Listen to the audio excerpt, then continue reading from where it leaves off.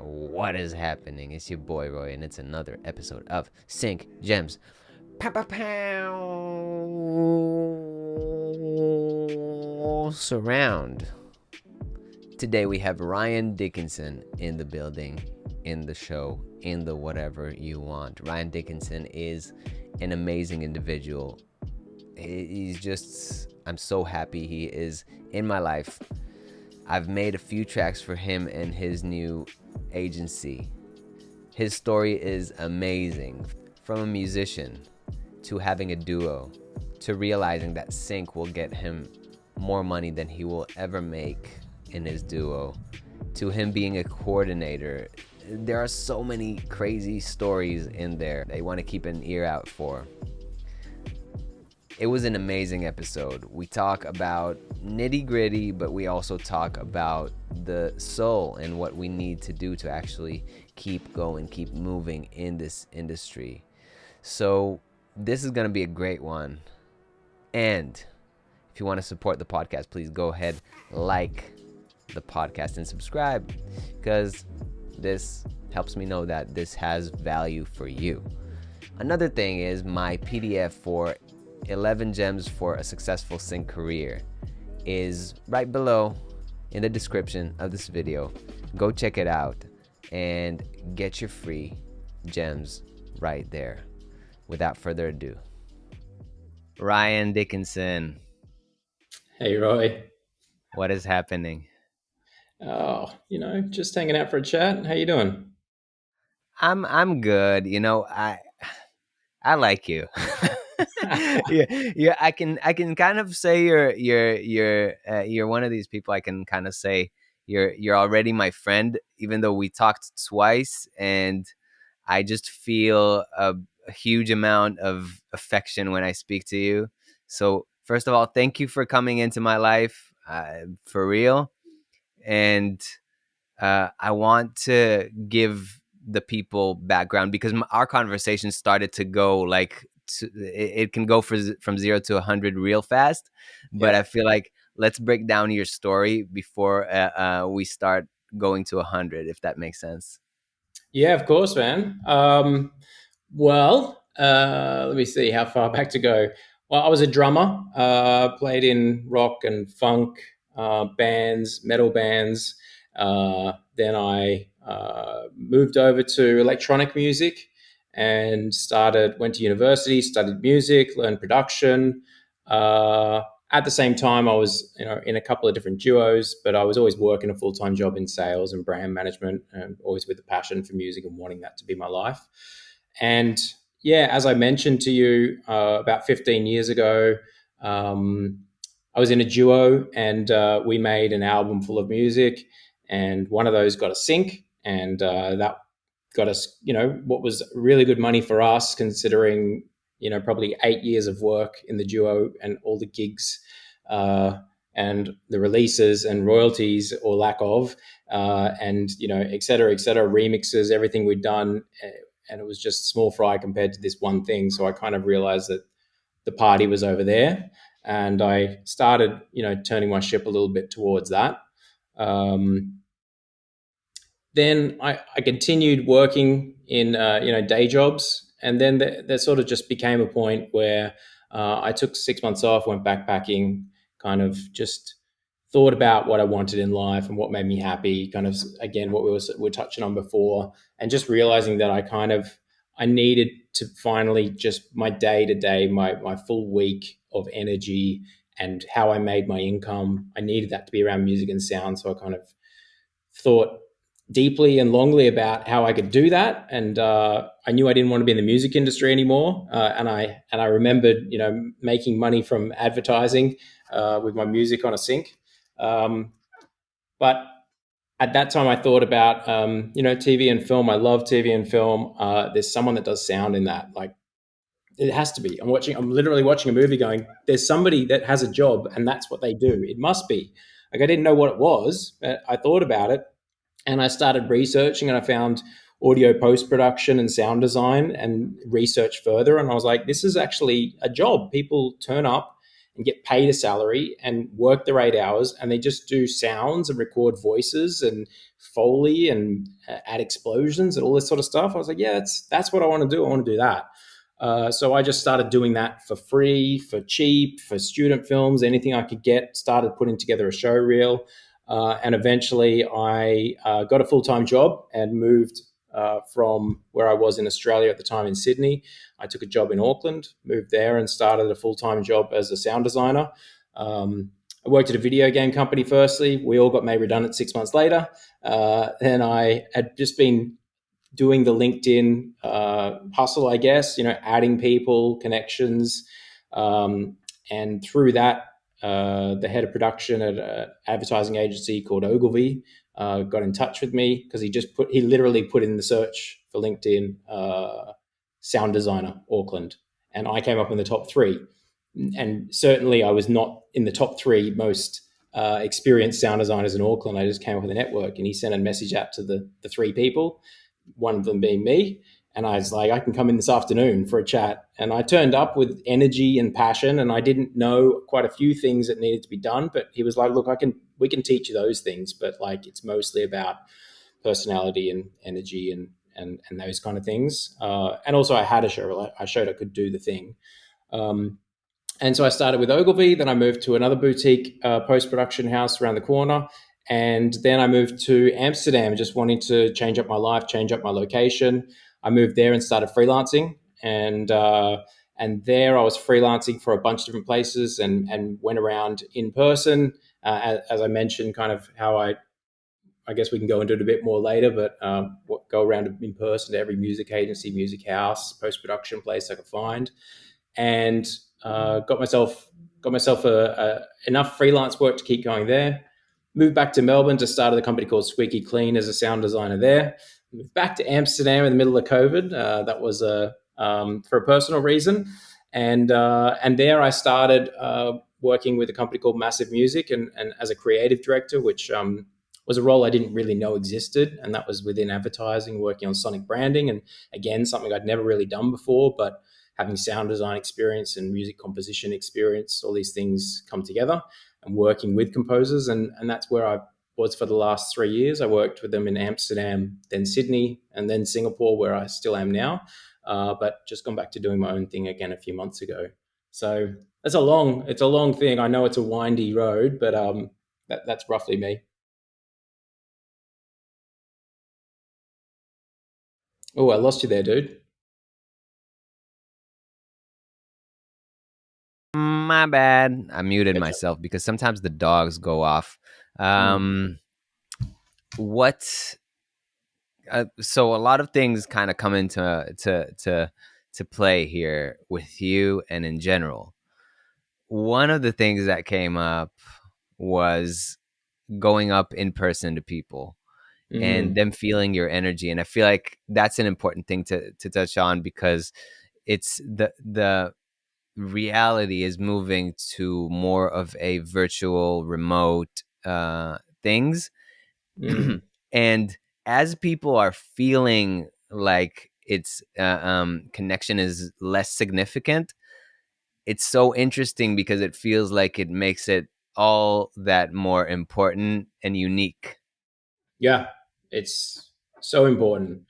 Like it's basically what my career has been built on. Is you know when I when I decided I was going to be a sound designer, I kind of hit a bit of a brick wall in life, with work and everything, and I was just very unhappy. And something I learned in sales at that time, one of the things I learned was, kind of if you say you are something, if you believe you are something, if you just put that out there as being that thing, then you are it. So I made that decision. I quit my job and I was like, no, I'm a sound designer. That's what I am from today onwards. That's my job. Um, and I started reaching out and put my show reel together and sent emails out and LinkedIn messages.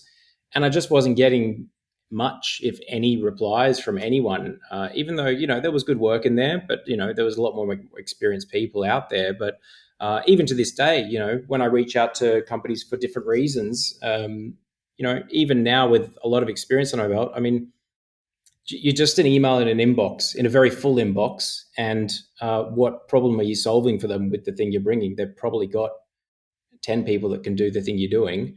Um, and I had to kind of, when I had sent my whatever it was, 100th email out with maybe one reply, uh, and as we mentioned, money running low, once you've decided to take the leap, you just, out of desperation, I guess, you just start to think, what can I do? How can I set myself out? What can I try? And I just kind of thought, well, look, if my goal is to speak to the person, if I just turn up there, you know, some people might be up for speaking to me, but I can't just turn up and just turn up. That is weird. For me to just turn up front desk and say, hey, I just want to speak to you, that's probably not going to get a great response. So I thought, well, I turn up with something, with a gift. And at that time, it was just, some chocolates in a box and a little USB stick with my freelance company printed onto it, my show reel, and some of the catalogs of music I'd done. And I made sure it looked really nice and professional. The box had printing on it and everything. And I did my walking routes. I plotted out every company. I reached out to them beforehand so they had my email in the inbox, and went around to each place on foot. In Amsterdam, it was on bicycle, which was a bit easier on the feet. But I'd walk for weeks. Literally just doing 10, 15 companies a day, just dropping in. And my thing was always just being a good energy and not being pushy. I just literally turned up and I said, hey, I've got a box here for so and so. And sometimes it's a really small agency and they're right there, and the person, yeah, they're just here. Like, you can give it to them yourself, like say hello. And I'd give it to them like, hey, I'm Ryan. Everyone looks confused whenever I turn up, but I'd just be like, hey, I'm Ryan. I'm a sound designer. I love what you guys do. And I knew the company, I knew the person I was looking for. It wasn't dear sir, madam. It was just the specific person. And just turned up with a good energy, a smile and a handshake and a small gift, and just said, hey, if you got a minute, I'd love for you to check out the work. And I'd love a chance to chat with you further if you ever get a chance to. But I was never expecting that meeting to happen in that moment. And it sometimes did, but rarely it did. But quite often people would, and sometimes I just dropped it off at front desk and I never actually got to meet the person. But quite a lot of the time, people would reply back to my emails, a few days later, just saying, hey, I received your gift, really kind, thank you. I checked out your work. Because at that point, they can see the effort you've gone to. They can see you've turned up on foot, you've done your research. I've made a bespoke gift for them with a letter that's written with their name on it. And I've changed the wording and everything to suit the company because I've done my research about them. And people respect that level of effort, that hustle, that passion, and they give you at least, hey, look, I've given you 5 minutes of my time to look at the show reel. And sometimes they'll look at it, your work might not be up to standard, and that you can't really get around that. Maybe they'll give you some feedback, but if your work is up to standard, that they might give you a shot. And then it's a case of taking that shot, because even going around to 50 or 100 companies, it's still not going to be 50 to 100 opportunities pop up. It might just be 5. But if you take those 5 and run with it, you might only need one of those to actually turn into something genuine.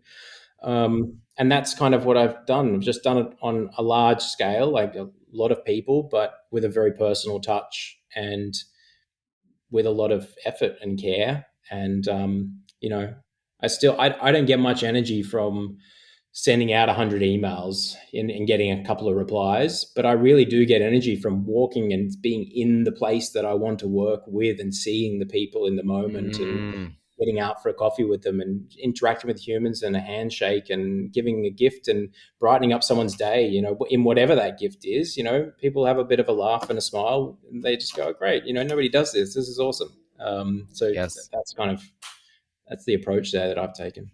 100%. You connect a vibe to an email, and it's a huge thing. That's why I feel like when Ryan says, as we spoke before, again, me and Ryan spoke before and almost got into a very long conversation before this podcast, and I was like, okay, we got to capture this shit.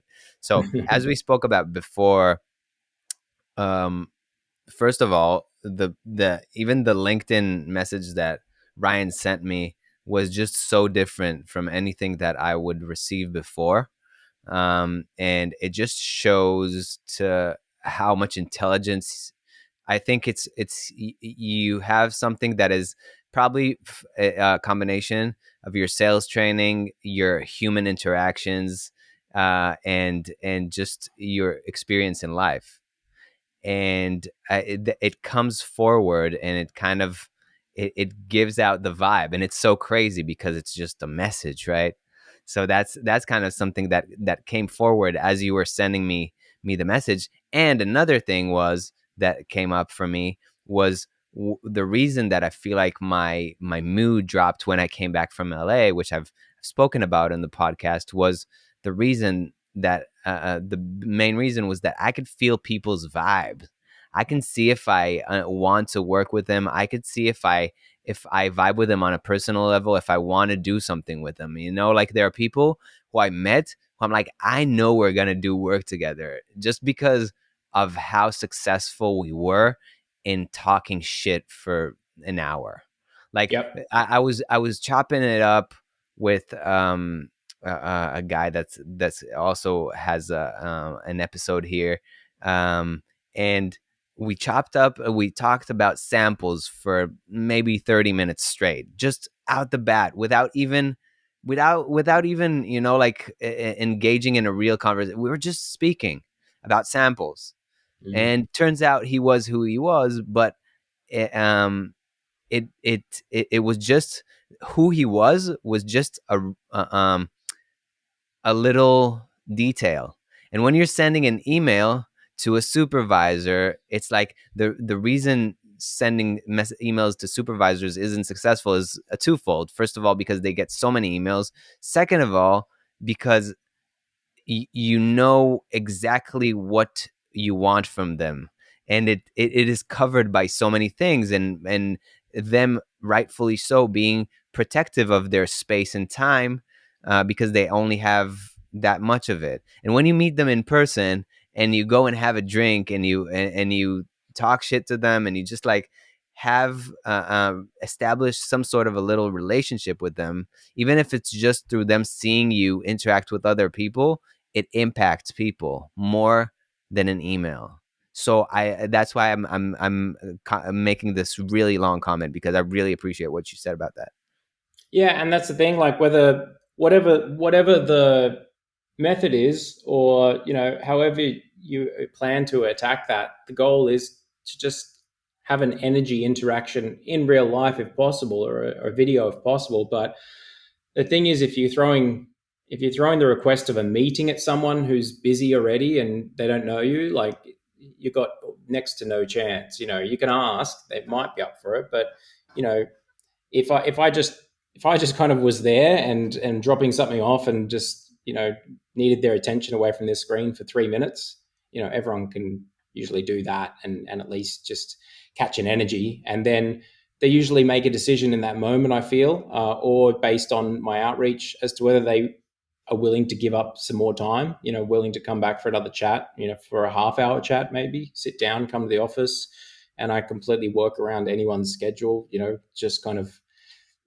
being as open and understand. The main thing is, like, because now I've been on the other side of it, with massive music and squeaky clean and whatnot, that your understanding of the level of busyness and the amount of people that are reaching out, and you see the different levels of that too. You see your blanket emails, that you just see company name inserted, and it's not to say that you just delete immediately, but it falls pretty low in the priority. And then even a personalized email where they've really done their research on you, you have the best of intentions, but you sometimes just can't get back around to it, or you kind of file it away in a folder of, when I get a bit of time, that'll be my housekeeping. I'll go through all these composers that have reached out. I'll listen to their show reels. I'll check out their stuff, and sometimes that works. Sometimes people send off a show reel, it's got great work on it, I have a brief on at the moment, it's in that style, and I've of course already got composers that are able to do that. But sometimes you just go, well, look, I'll run with a couple of my trusted people, and this new person that's reached out, give them a shot, see how they go. You never know, they might bring something fresh to the table. But if someone either sent something to me in physically, or turned up, or or managed to catch me at a conference or whatever it is, and we actually had an energy interaction, you automatically become a person to them. You know, you're not a name on a piece of paper. You're not someone that's just put something into MailChimp and sent out 3,000 emails to every music supervisor across the Yes. world. You're a human that has just spoke to you, and people still value, I believe, that human connection. It's just figuring out your method or your way of trying to get a little bit of time to exchange that energy in person, if you can, with the person that you want to speak to.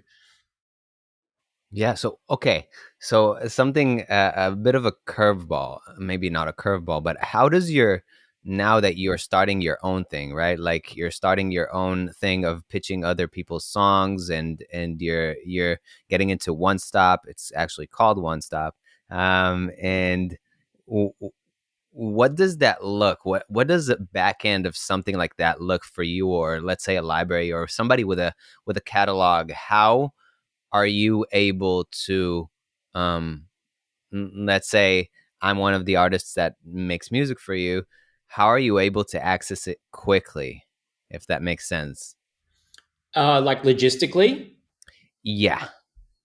so I keep everything in Disco, which is probably the most used, I guess you call it, filing service for music. I believe it's run by the guys at Level Two Music in Australia, Australian products. But Mm-hmm. worldwide, most music supervisors use that. There are a couple other ones for sure, but that one's really good with tagging, playlisting, and it takes a lot of time. You know, I've got another batch of tunes that I've got to go through for this month, and that's whittled down from a lot of other ones. Bring them down to just the ones I know I want in there. But to get them in, to get them properly tagged and playlisted, to listen through them, because I don't use AI for any of that stuff. I believe, for me personally, like, my interpretation of a specific mood or a feel or a genre is specific to me. Um, and I need to know when I'm looking for that word or that feeling or that genre, that I'm going to find just what I feel is that genre. So that's how it works for me. And it takes time, but once it's organized, the good thing is I've plowed months and months into it. And now when I do get library pull requests, or, requests for tracks, I'm able to handle them very quickly. I'm like, half an hour, I can pull together a great batch of 15 to 30 songs for someone, if need be. And because I know, based on the style, it's like, okay, well, that's in one of two folders, really. Maybe if I got a bit extra time, could be three or four, but like, I've really got it nailed down. And it took me a lot of time to get it that way, but it's paying back time to me in the future. Yeah, 100%. It's down the line, and it's kind of like being a composer for something like sync. It's something that you have to basically have a 30-year kind of, a little bit of a, this patience of 30 years from now, like you are going to really appreciate the work, the groundwork that you're putting in right now. And as you were talking about, like, what is 3 years, as we were speaking about before, it is like, what is 3 years versus the 30 years that this track is going to actually make you back end royalties, and really help you out with things like that. And that's what you're talking about, like doing the upfront work for a bigger, for something bigger. And that's what also, like we were talking to again, is mental health is one of these things Mm. where, mental health and the body, and you just had, your body thing, which I hope went really successfully, like a surgery. And it's Yeah, the just back being surgery. Yeah. yeah, the back surgery. And I really hope that people can understand from people like you that you're doing the upfront work now, but it doesn't end today. And that's the kind of, that's the mentality that I'm getting rid of that big fish mentality of just like going with a harpoon versus just like getting these little things that are set up. And once I get the request, that boom, I can send something. um Yeah, I mean, yes, there's like, you can still get that whale, but you don't know when the wow comes, and you've got to continue doing the work and being prepared, and everything you do up until that point sets you up for that moment. Um, just on like a logistical side, something I just wanted to throw out there quickly was, I learned as a composer myself the hard way years on. Just to do the simple stuff when you finish a track, when you send off a fully formed idea, whatever it is, just quickly spend. It's hard when there's another deadline on, but just spend that extra 15 minutes, boot out an instrumental mix, boot out your stem mixes, and like if you set up well with your bussing, like it should, for me in Ableton to do my stems, it takes me literally 2 more minutes then, or maybe 1 more minute. I just highlight my buses, export selected tracks, done. And I just do that like militantly now, like no matter what, because you come back to something you wrote 2 years ago, there's a contact library missing, you've changed OS, some strange Yep. plugin doesn't work anymore, and this request that came to you, hey, we really like this track, can we grab the stems, they're going in for a mix, they want to try something out with it. And if everything's where it should be, it's like Dropbox link, send, thanks, let me know. Yep. And if it's not, Yep. then it's like opening up old hard drives, it's searching for things, it's recomposing elements. It can turn into a half day to a day, or you might miss that Yep. opportunity altogether. Yep.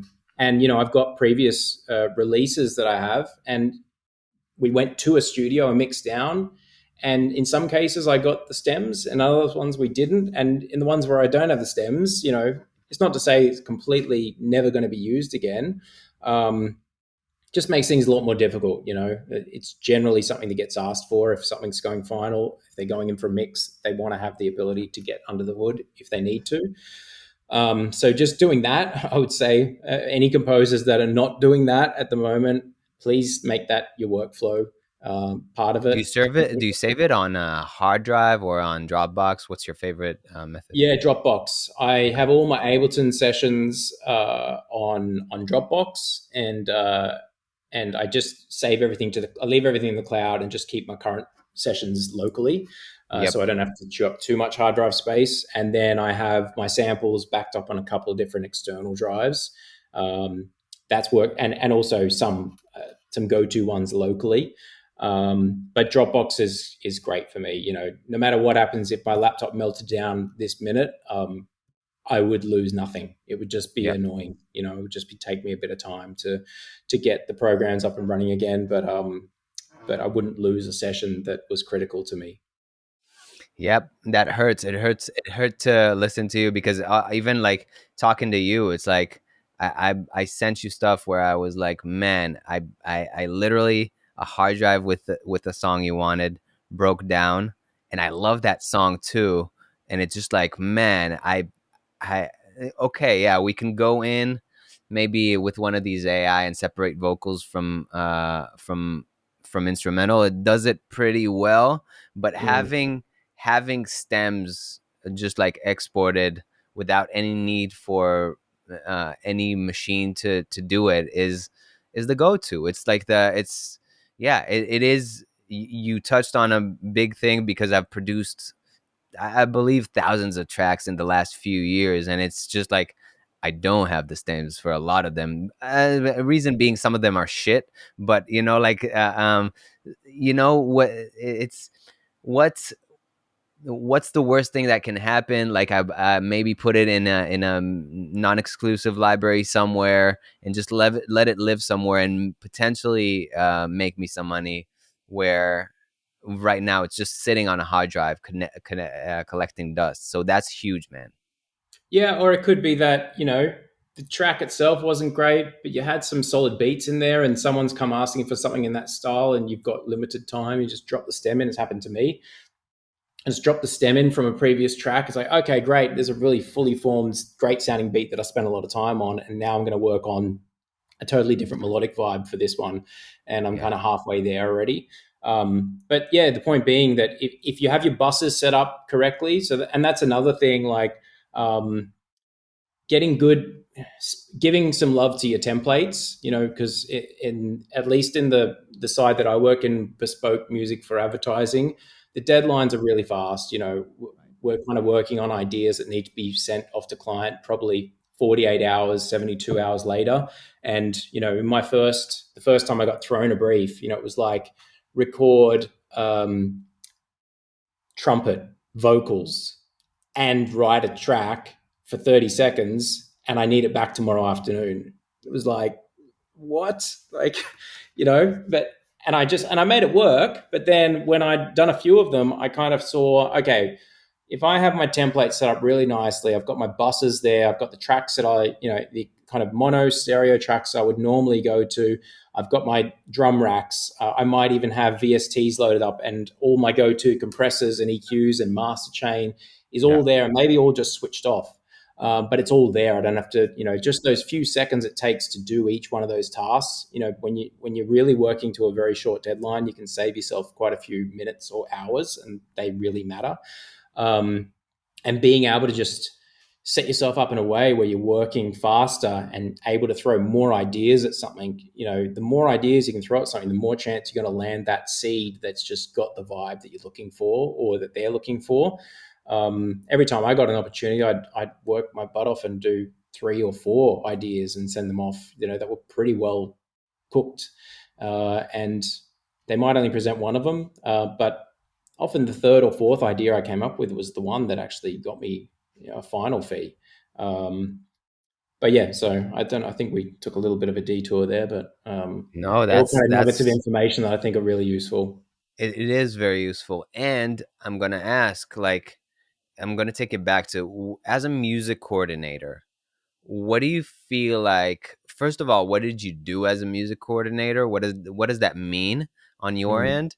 And what were the biggest lesson that you've learned as a composer from being that? I feel like you've shared a little bit, but if we can narrow it down on a few more.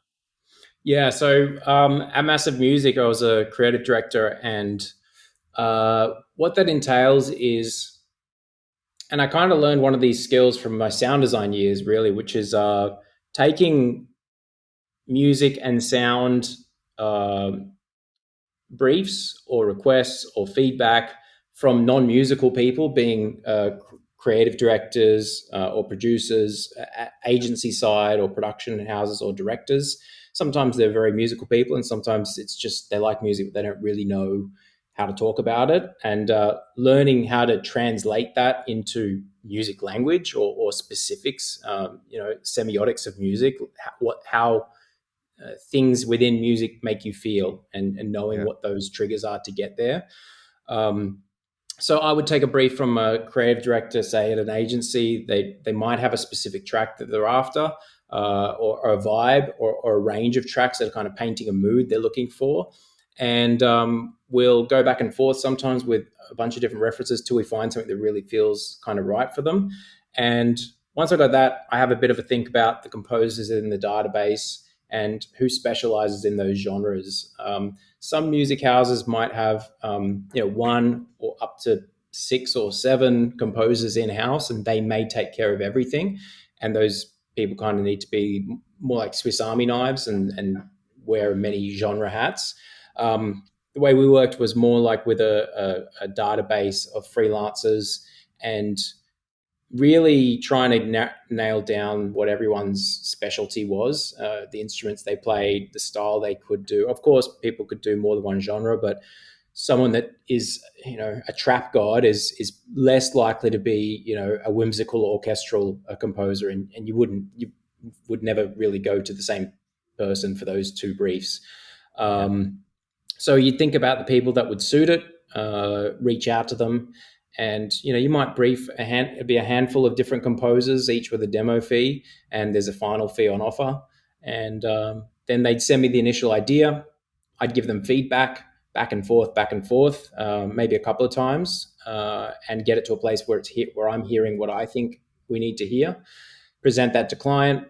Client will make a selection, and from there, I usually go back and we get 1 or 2 tracks which are preferred, and jump back into the driver's seat with that composer.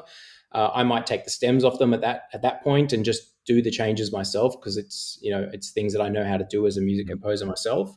Or I might just give them the feedback. But I would always try to be Yeah, I mean, some people in the similar position might just kind of pass the notes on from client, and composers don't love that because the client's notes can be quite washy at times, or they don't really know what they're searching for, or they're talking about something in a language that is not really a composer's language. So Yep. my thing was taking this kind of more general feedback, and nailing it down to coming back to the composer going, okay, so they're after this. So what I hear is like, let's change the bass drum. Let's bring the tempo up, and like the bass line, let's make it more monotone and take away the chord progression here. Let's Yep. rip out the beats in this section and try that, at bar 32 and da da da da. So trying to be very specific with composers, and they generally appreciate the more specific feedback because they can see a very clear list of musical things they need to take care of. Um, and that was, yeah. And I think the thing I learned from being in this position is kind of two things. One major thing was, and I mentioned how I would do a handful of demos for a vibe. And the thing is, you know, something that is produced all the way up to 100%, the best, highly most produced with all of the fills and swishes and every tiny bit and piece in there. Um, if it's not landing on that runway of exact tone and vibe and feel and hook that the thing needs, if it's just a little bit off, it doesn't matter how well produced it is. It is not the vibe. Yep. So for me, it was a case of like finding and it's same as being a songwriter in general for in anything. I think in anything in art, finding the seed, the right seed is, when you've got the right seed, the idea, the hook, the vibe, you can get it to a 70% production area, send it off to your creative director, and they'll go, yeah, cool, keep going. Like that one's the one. Yep. Or, there'll be people who will send me a completely fully formed idea, and I'll be like, look, it's great, but you've It's kind of not there. taken a bit of a left turn from where the references were. You haven't quite landed there, and you kind of got to start again because like it's just I don't really I could sometimes I could tell them a couple of things like, okay, change this, change that, and change that, and we might be back on track. And other times it's like it's a great track, it's just landed in another area, and it's not going to be what we need for the brief. So having seeds, and also just dropping the ego as well, just not being too precious about the music, and sending the thing off, and whatever is asked of you, just do the thing. We're all here to work, and you've got to have trust that the creative directors you're working with know what they're doing and understand what the clients are asking of them, and everyone's working towards the same goal, and just not being too precious, or being difficult to work with, just being easy to work with, it goes a long way. Yeah. Yeah, huge. I mean, something that I've touched on with one of the agencies that I've worked with in the past. I've they offered me an upfront fee, and they would always take me for the crazy stuff. So initially they took me in for hip hop, but then they saw that I can also do some like quirky orchestral stuff and like just Mhm. weird stuff, weird world music, and I can just kind of be their chameleon, and they can throw weird stuff at me. And one time they threw something so weird at me that I was like, listen, y'all are paying me like $1,000 up front to make something that I don't even know I can make. So what I'm gonna do is I'm gonna make a little demo. I'm gonna sit for 2 hours, make a little demo for you, and you're gonna tell me if I can keep moving in that direction. And then I didn't form a complete track for them. I just created a vibe, just like as you said. I laid the strings. I laid I needed like a really weird. What's the name of theremin? I needed a theremin in it, and it was just like this kind of Adams Family kind of thing, which I've never made like before. And I was like, look, if I can create the vibe, the initial vibe, I'll go and you can pay me the upfront fee. But if no, no worries. You Yeah. don't like if no, I don't even want that upfront fee. And then I said to myself, that's how I tricked myself into doing that. I said, well, I'll give it my all for 2 hours. If it doesn't work, then at least I tried. And if it does work, then yeah. And it ended up scoring the spot too. So I was just like, it was I went this final. whole What? Yeah, yeah, yeah. You read final, yeah, Yeah, yeah, yeah, yeah. It was. yeah. It Nice. ended up being like on their screening of whatever company this was. Um, but it was just so much fun to be able to drop the fact of, okay, I got to get paid here, and get into that student mindset as I'm working with a company that, like that wants to get the best for their clients too. That's that is their intention. In the end of the day, they want to look good to their clients. I'm making them look good. Yep. And something also that struck a chord that you were saying is working with people who are musicians. That's why it's so much more fun a lot of the times to work with library people, Hmm. because library people are composers most of the time. If we're being honest, most of them are either ex composers or current composers, active composers. They can tell you what to crank the compressor on, they can tell you what to put reverb on. They don't talk in like wishy-washy, like we want it more in tune with your left arm or something like that, like weird stuff like that. They're I feel like the ability of a coordinator to convert from wishy-washy language to a composer language, that's the most profound thing. And actually, it has happened to me where a coordinator, where a leader, a team leader, has taken my stems and added a little bit of a thing that he thought would fit in, and it does, and it's being taken and it's being used a bunch nowadays. So it's just like, Yeah. it's great to have this kind of teamwork. How do you feel like one gets to work with these agencies, libraries, like agencies mostly that do ads, that do the work that you used to do, like Massive Music or companies like that? Um,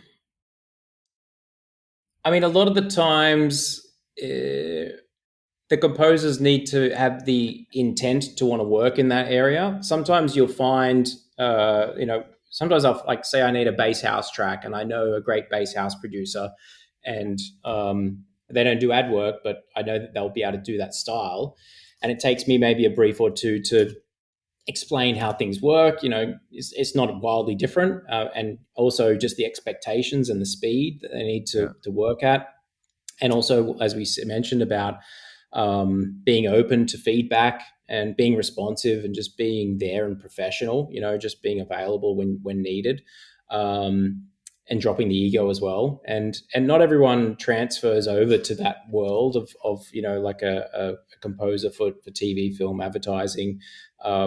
People can have the skills, but it takes more than just the skills. It takes like a personality, a work ethic. There's quite a few layers to it. Um, so it's not that often that people will just literally fall into it, but a lot of people will kind of go, like people that would be listening to this, like knowing that they want to work in sync, or that they genuinely love watching trailers or films or TV or even ads, just kind of knowing that that's a world, and that what they inherently want to do is create, and it's not necessarily just the one specific style of music that they want to release as an artist. Because what I found, you get kind of boxed in. I was in a house duo, and I knew every track that I make, I'm around 120 to 128, somewhere there, BPM, and drop a 4/4 beat in. And there's something, comforting about knowing these parameters. But then in the ad world, you could get quite varying briefs, and it's quite interesting to push your boundaries, try different styles out, and understand you can do it and grow as a producer overall. You kind of got to start with being known for kind of doing at least one thing really well and getting yeah, asked to do that, and then broadening from there. And often, yeah, it's just a case of, like me, for instance, was just a case of putting things to film, like whether that was even just like ripping something from YouTube and muting it and recomposing, or putting sound design down myself so that I could have some sort of a show reel, and just making it clear that it wasn't a commissioned piece of work, but just showing the skill. But I had the intent, and a lot of people that I work with, they wanted to do this specific field, to do bespoke compositions for work for hire or for as a composer in house or whatever it is. Um, they just didn't want to particularly be in the music industry anymore, or quite a few people do that as well. I was just chatting with a composer this morning who I found on Spotify, does some amazing work, and speaking to him and kind of going like, don't discount this as being an area that you could make an extra really good extra revenue for just like knocking out a half day to a day in the studio every now and then when someone comes to ask you. You're guaranteed a demo fee, and it might only be a few $100s, but for a composer that's been just releasing their own music, that might be all they'll ever receive in royalties for a track on Spotify. And the final fee of being a few thousand plus royalties from that um, might be more money than anyone's ever made in the whole history of gigging and releasing music under a certain artist name, which is the case for me. My first duo, we'd been together for 8 years. The money we made from one sync on a TV commercial that rolled over a couple of times plus cinema, it eclipsed by a long shot everything we'd made. Full stop. Yep. So it can give you that whale you were talking about. It's possible. Yep. That was exactly. I mean, it's interesting. It's kind of like there's the machine in the arcade with the coins where you where you put the coin in and it rolls and it pushes all the other coins. Yeah. And I feel like sync is exactly like that. Like you chip away. You have to have a lot of coins. Like if Mm. you guys think you can just roll in one coin and get a jackpot, you're wrong, because there are people literally sitting for hours in these machines, and they Mm-hmm. understand the people who like they look like compulsive gamblers, the people who sit there, but in the end of the day, what they're doing is they're coming with like 50 coins, and they know they're going to come out with 100 because they're putting so many, Mm-hmm. that in the end there's like an avalanche of them. And then it Yeah. brings back what they basically what they invested. And it's the same with music, where I mean, you never know where it'll come from. You got to keep working, keep putting this legwork, but in the end there can be an avalanche that like the all the coins come dropping down. Just like with your song, you were making music for 8 years till that point without seeing something, but all you needed was one track to sometimes make you enough money for all of the hard work that you've made in the last 8 years. So, and it's the same thing with I think it was Picasso, which somebody asked him to draw a little drawing on a piece of paper, and he gave that fan the piece of paper, and then he was like, "Well, that'll be $10 million." And then she was like, "What do you mean? It took you like a minute?" And he said, "No, it took me 30 years. It took me a lifetime." So remembering that it's I feel like that is my main motivation to keep going in this sync thing, because a long time, like if you think about it long term, it makes way more sense than making one hit record. Like it makes so much more sense because a hit record usually drops off the charts in about a year. Maybe you made a bunch of money for it, but good luck with getting that, first of all. And Mm-hmm. until you get that, most of your things don't get placed, so you're not getting them used. Whether in sync, you are just placing it in other libraries. You're just figuring out a way for your tracks to work for you, and that's the magic. And by the way, that one hit record is probably paying off a sea of debt to the record label and publishing company, and you might not see any money from that hit record because you've had five other records that didn't really do much, and there's a giant debt that needs to be paid off from your percentage of the Yeah. income, not from the entire income. It's kind of set up in a very not so great way for the artists on the music industry side, which I've been a part of a couple of times before. But just touching on that numbers thing, I've subscribed to this theory, it's Japanese concept called Kaizen, and Kaizen is about improving a little bit every day at something. Also, at taking a very large task or a goal and breaking it down to much smaller bite-sized pieces and just chipping away day by day. And like if we were just something that's outside of say just what we do, if someone's looking for a job, for instance, in a specific field, and they'd say, I've reached out to, it's impossible for me to find this job or whatever it is that you're looking for. Be a case of, well, okay, so let's say you spoke to 20 people. Like, do you think you'd get a job out of that? Well, probably not. Okay, what about 100 people? Do you think you'd have a fruitful conversation there that might lead to a job one day? Uh, Possibly. Like, maybe, probably still unlikely. Okay, what if the number was 10,000? If you reached out to 10,000 different people and it would take a really long time, do you think at that point one thing would come out of that? Most people would go, yeah, probably. And or I could just keep going with the number. I could take that up to Yeah. 100,000.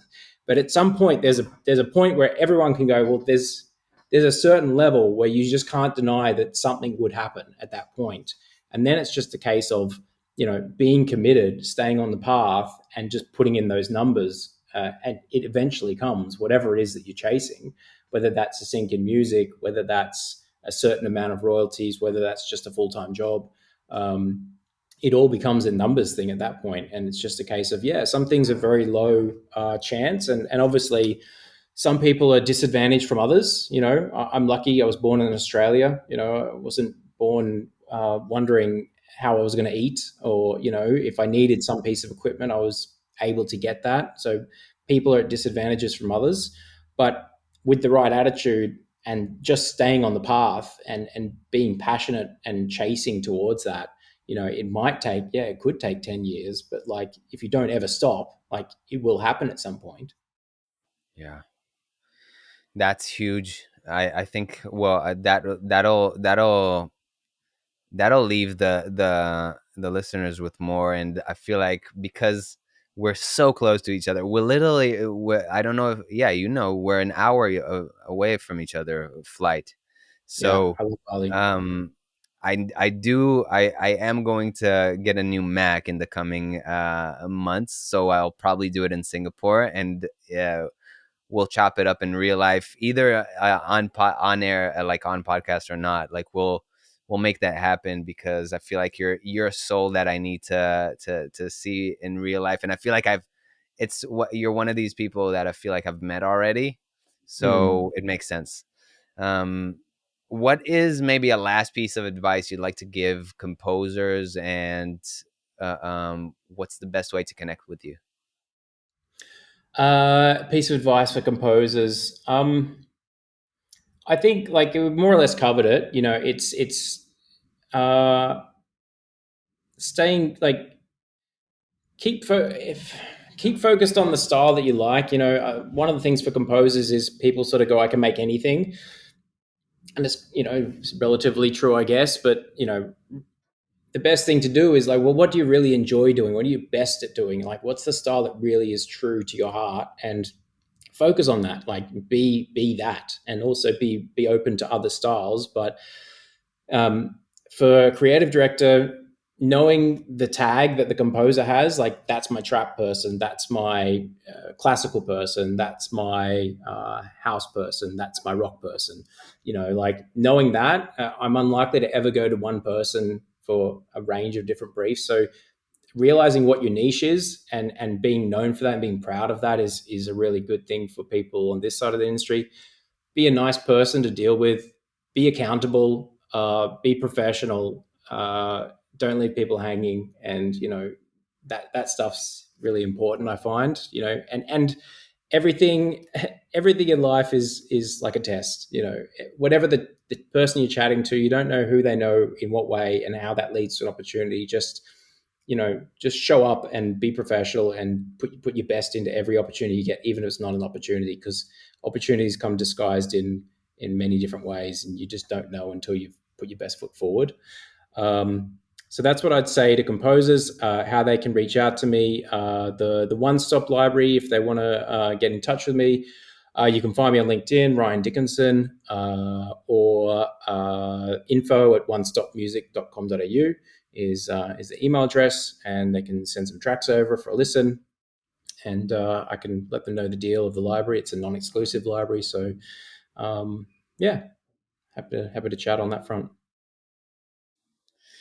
Amazing, Ryan. Thank you so much for coming on. I appreciate you. No worries, Roy. Yeah, thanks for doing what you do, man. It's important work, and you're doing things. You found your way of heading towards your goals, and you're doing something that's a lot of people can enjoy at the same time as well. So it's great.